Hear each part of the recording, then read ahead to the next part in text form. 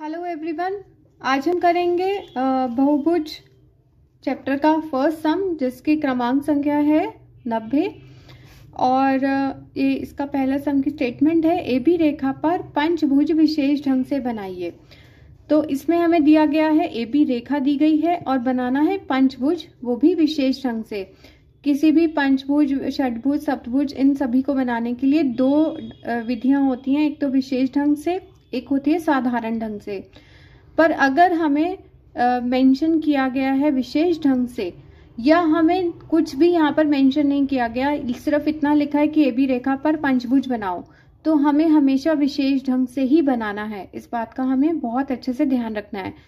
हमें साधारण विधि का तभी प्रयोग करना है जब हमें यहाँ पर मेंशन करें कि ए बी रेखा पर पंचभुज साधारण विधि से बनाएं।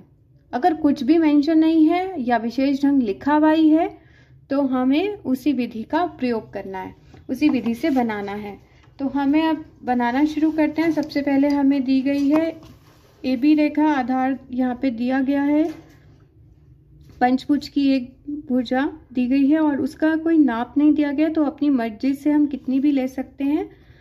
ये मैंने यहाँ पर मेंशन कर दी है और इसी को मैं वापस ले रही हूँ।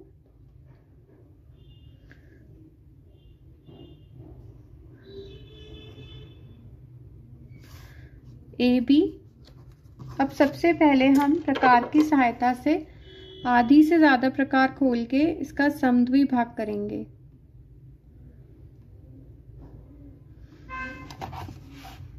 ये नीचे वाली रेखा आप थोड़ा और नीचे भी ले सकते हैं ताकि इसको ये ना काटे, और अगर काट भी रही है तो आपको ये पता होना चाहिए कि आपका काम जो है वो इस रेखा के साथ हो रहा है।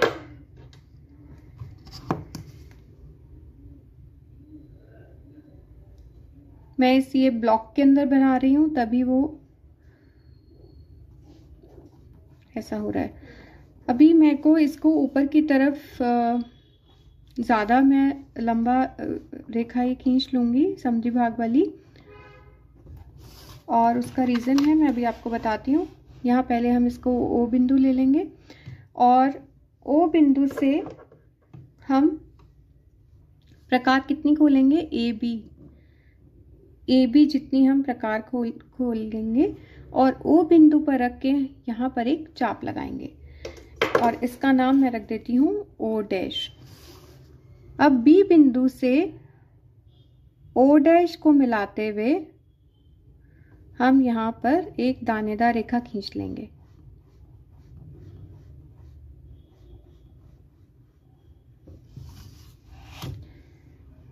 अब इसके बाद ये ध्यान रखना है कि अब अगला स्टेप क्या हम कर रहे हैं, ए ओ को नाप लेंगे।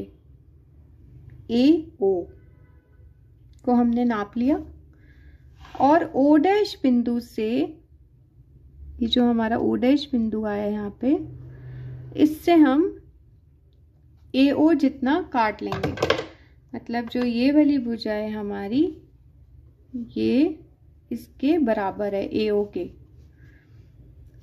तो इसका नाम जो है यहाँ पर हम ए डैश रख लेंगे। इससे आपको और क्लियर हो जाएगा, ये ए ओ है, ये ए डैश ओ डैश है। अब हमने क्या करना है, ये भी बहुत इंपॉर्टेंट पॉइंट है क्योंकि कई बार इसमें बच्चे मिस्टेक कर देते हैं। अब हमें बी पर प्रकार रखकर ए डैश जितनी खोलनी है ये खोल ली और इस यहां से इस चाप को आगे बढ़ाना है। तो ये देखिए, एक वैसे जो हम चाप लगाते हैं वो कर्व में आती है, ये लगभग स्ट्रेट के करीब, स्ट्रेट सी आ रही है, तो इस चीज का हमें ध्यान रखना है। और यहाँ पर जो हमारा ये बिंदु आएगा, इस बिंदु का नाम हम रख देंगे डी। कई बच्चे गलती ये करते हैं कि वो ओ डैश से रख के जो हम ए की चाप लगाते हैं, ये ओ डैश से रख के जो ए वाली चाप लगाते हैं, इसी को ही यहाँ पर आगे बढ़ा देते हैं, वो गलत है। ये बी बिंदु से रख के ए डैश जितनी खोल के चाप लगानी है, उससे हमारा पॉइंट आएगा ये डी।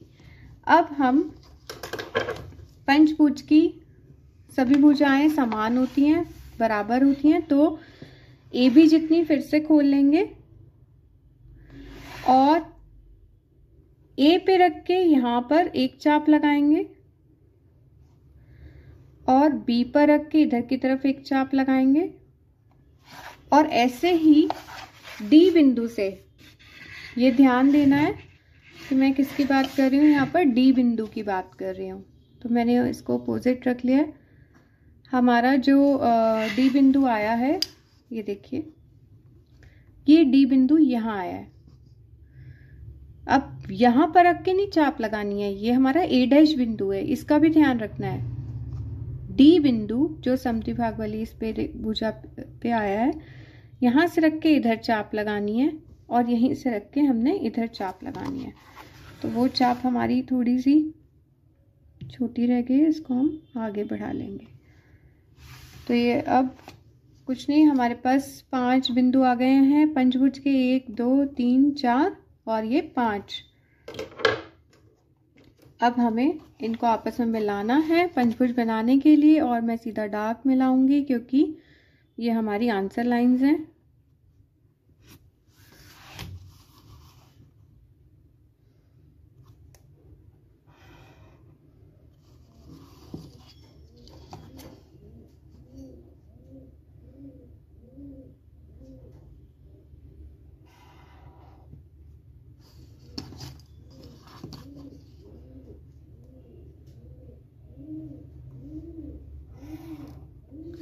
और इसके जो ये वाली रेखा है जो ए बी है, इसको भी डार्क कर देंगे क्योंकि ये हमारा टोटल